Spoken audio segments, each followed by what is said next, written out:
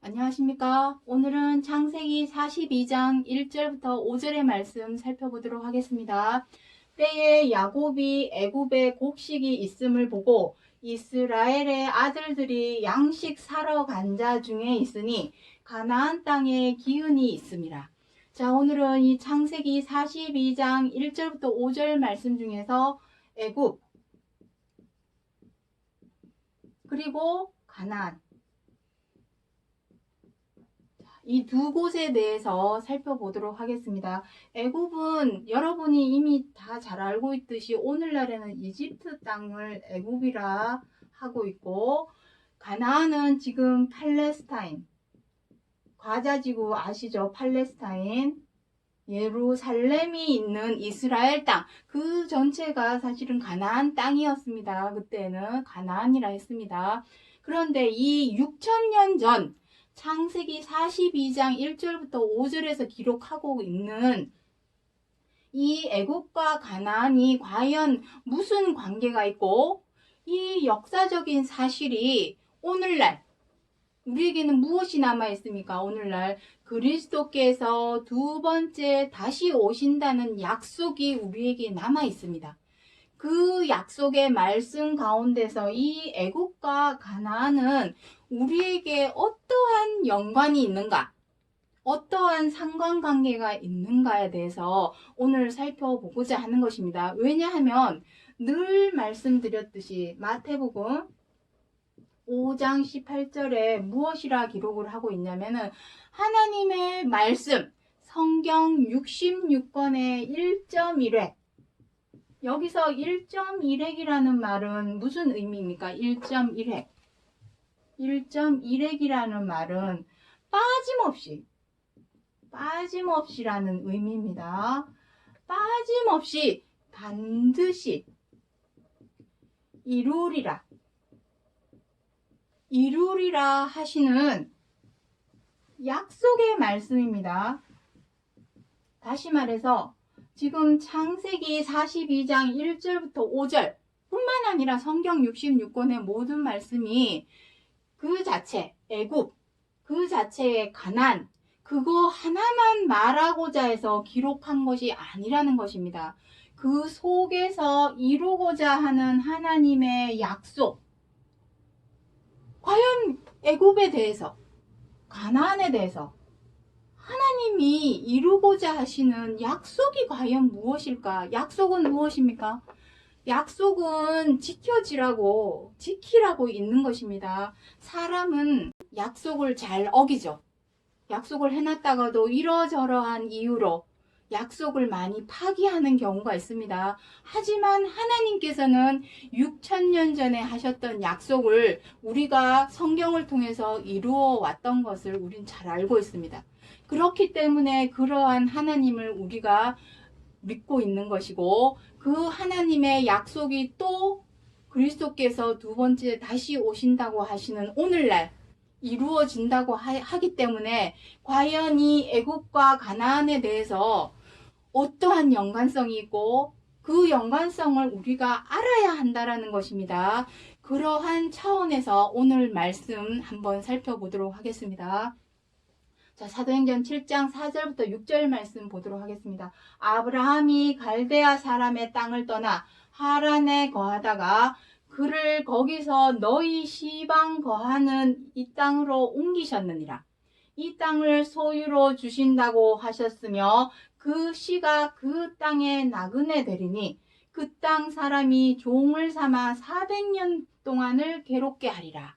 자, 이게 무슨 말씀이냐 하면은, 자, 지금 창세기 42장 1절부터 5절 말씀은 야곱에 관한 말씀입니다. 하지만 이 야곱에게 있는 이 애굽과 가나안에 관한 약속의 말씀은 이미 아브라함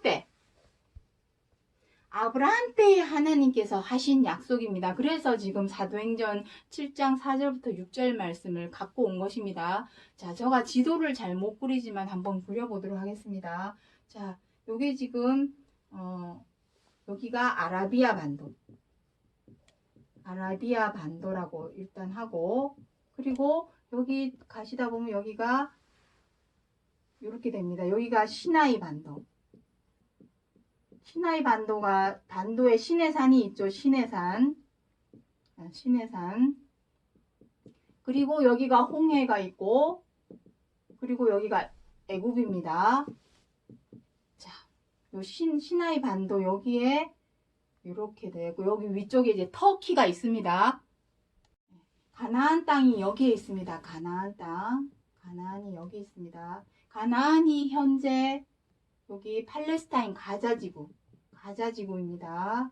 그리고 여기에 보시면 갈대아 사람의 땅이라고 표현이 되어 있죠. 아브라함이 갈대아 사람 땅, 여기에 갈대아가 어디입니까? 여기인데 갈대아가 바로 바벨론입니다.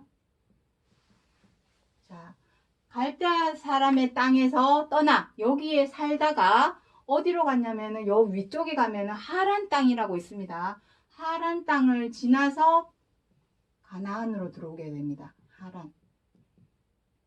자, 이것이 하나님께서 아브라함에게 하신 약속입니다. 가나안 땅으로 가라.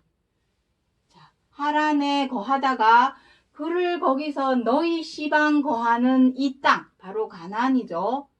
가나안으로 가라 해서 아브라함은 하나님의 말씀에 순종하여 옮겼습니다. 가나안 땅으로. 거기에서 아브라함이 이삭을 낳고 이삭이 야곱을 낳고 야곱이 12아들을 낳았고 그리고 현재 어떻게 됐습니까?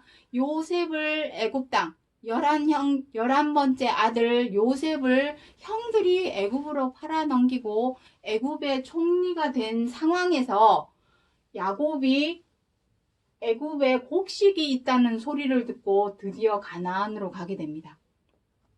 한번 생각해 보시기 바랍니다. 이미 아브라함을 통하여서 너는 젖과 꿀이 흐르는 땅 가나안으로 가라 해서 가나안으로 갔었는데 왜 또다시 애굽으로 가게 하셨는가? 그래서 애굽으로 보내졌다가 다시 가나안으로 들어가게 되는 것이 창세기, 출애굽기, 여호수아까지의 노정이 되겠습니다. 가나안 노정이 기록이 되어 있는 것이 바로 모세오경입니다. 그 안에서 모세 율법도 받게 되고 시내산에서 두 돌판, 십계명도 받게 되는 내용이 등장하게 됩니다. 자, 다시 한번 말씀드리겠습니다.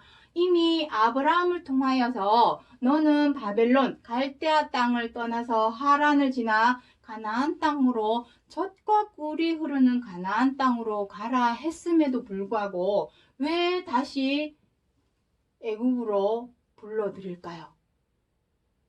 갈대아, 바벨론도 이방이요, 애굽도 이방입니다. 왜 다시 애굽으로 가게 할까요? 애굽에서 이제 생육하고 번성해서 모세가 태어나고 모세를 통하여 홍해를 건너 시나이 반도를 지나서 가나안 땅으로 가는 노정입니다. 왜 거꾸로 다시 애굽으로 가게 만들었을까요?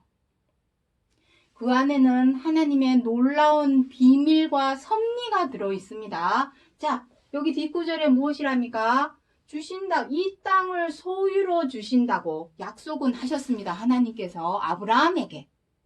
하지만 그 약속이 이루어지기까지는 400년이 넘는 시간이 필요했죠. 야곱 이후로 400년이 넘는 시간이 필요했습니다. 왜 그러했냐는 것이죠. 자, 뒷구절 한번 보도록 하겠습니다. 그 씨가 다른 땅에 나그네 되리니 그 땅 사람이 종을 삼아 400년 동안을 괴롭게 하리라.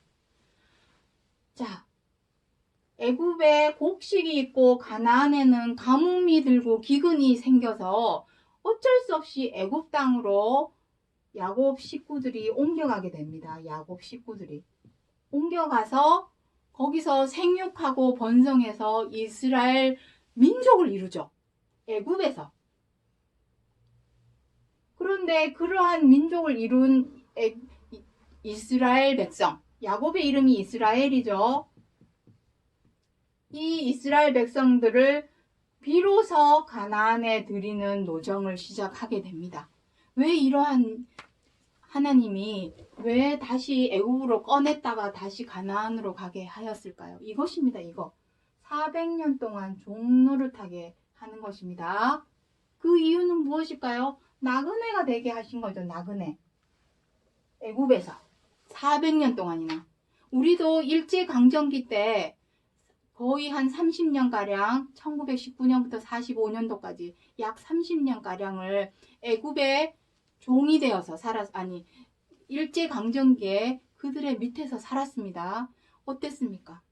30년 가까운 그 세월을 정말 서럽게 억울하게 일본법에 복종하고 순종하고 굴복을 해야 됐던 정말 서러운 세월을 보냈습니다.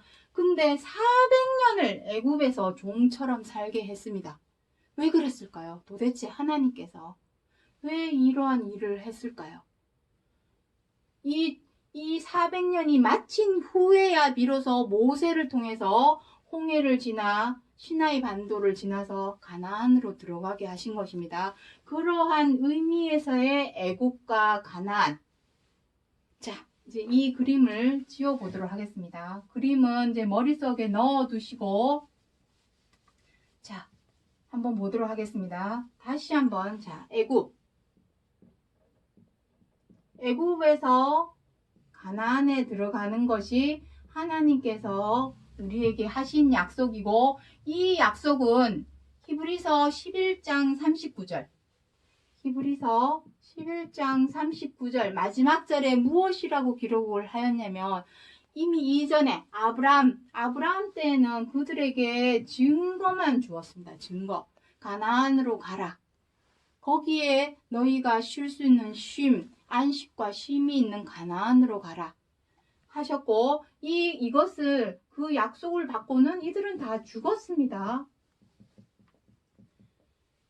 약속은 언제 이루시기를 원하면은 그리스도께서 두 번째 다시 오신다고 하시는 오늘날 살아있는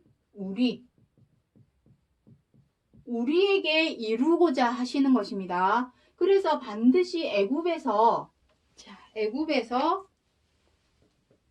400년, 정확히는 430년입니다.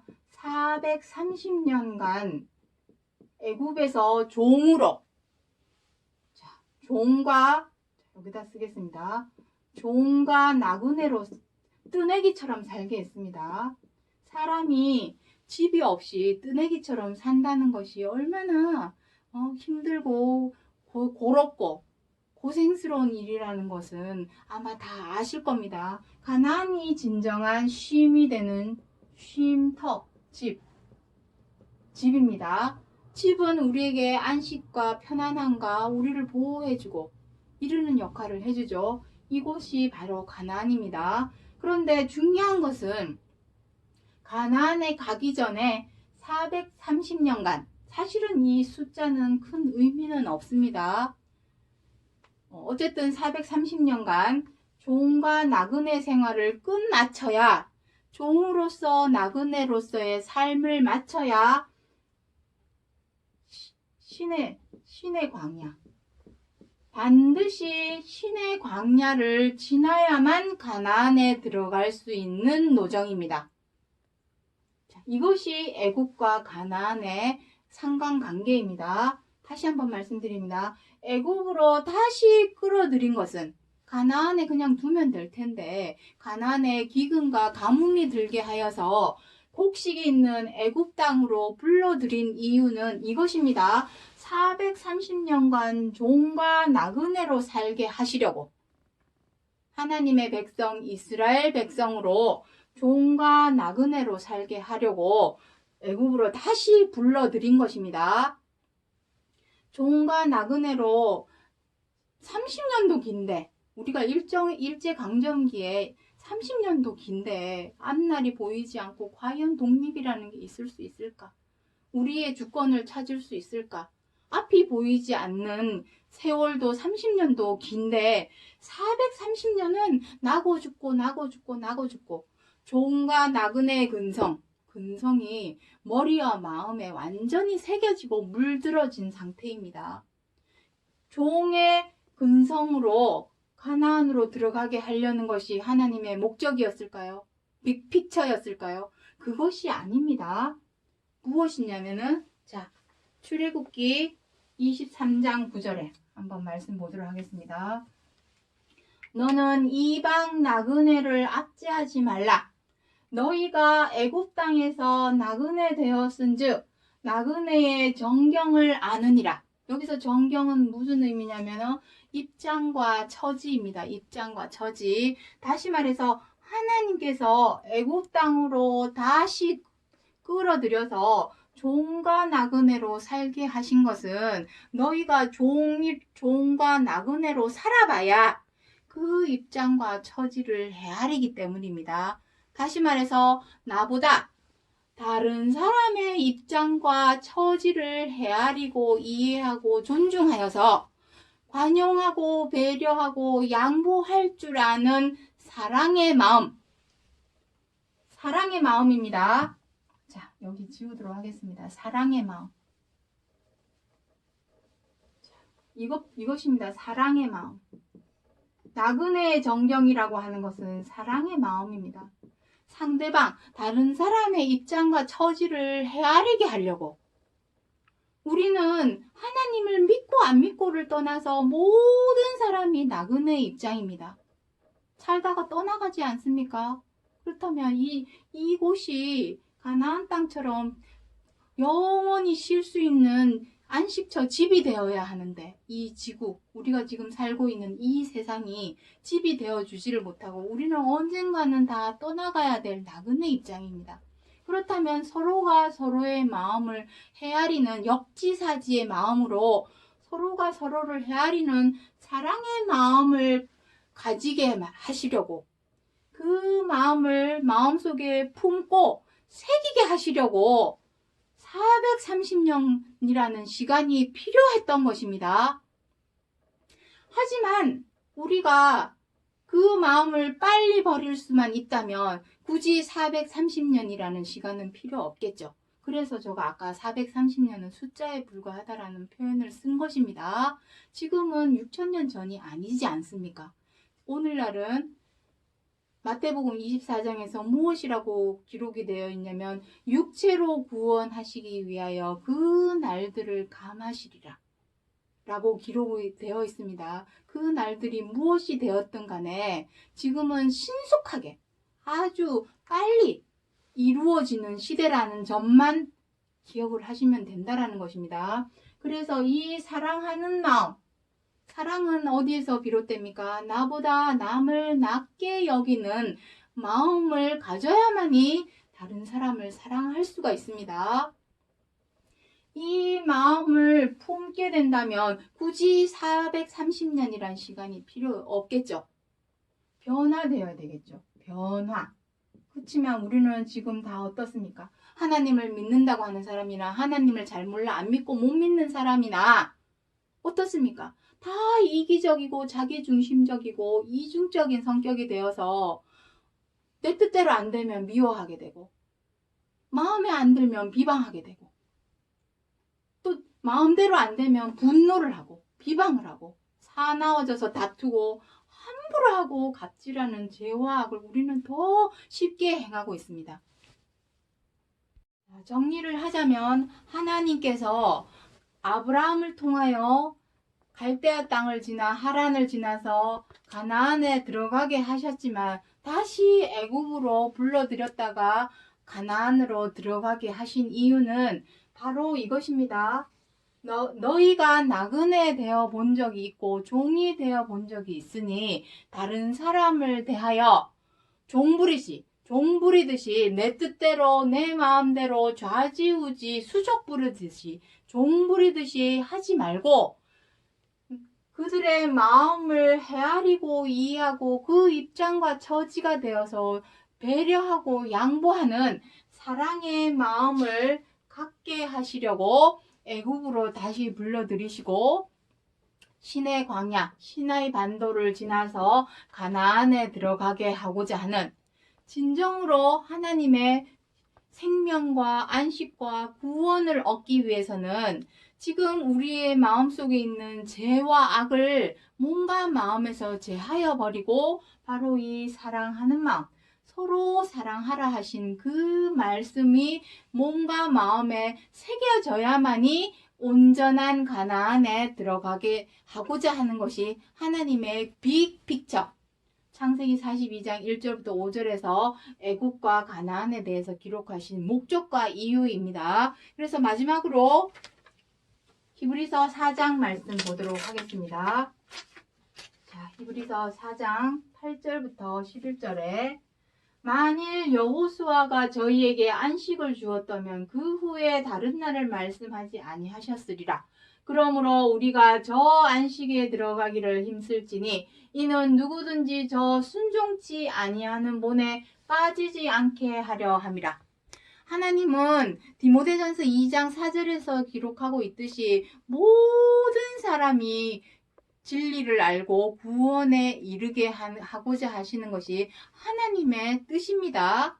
하지만 우리 사람이 이 죄와 악을 행하는, 다시 말해서 미워하고 원망하고 분노하고 비방하고 해방하고 사나워져서 다투고 함부로하고 갑질하는 그러한 죄와 악이 마음과 생각에 있는 이 상태로는 하나님의 생명과 안식과 구원에 있는 이 안식이 있는 가나안에 드릴 수 없기 때문에 종의 마음이 되어서 나그네의 입장이 되어서 살아가게끔 하신 것이 애굽에서의 430년간의 종노릇하였던 것이고 거기에서 빼내서 가나안으로 갈 때까지 그 마음을 버리게 하시려고 이것이죠. 저 순종치 아니하는 본.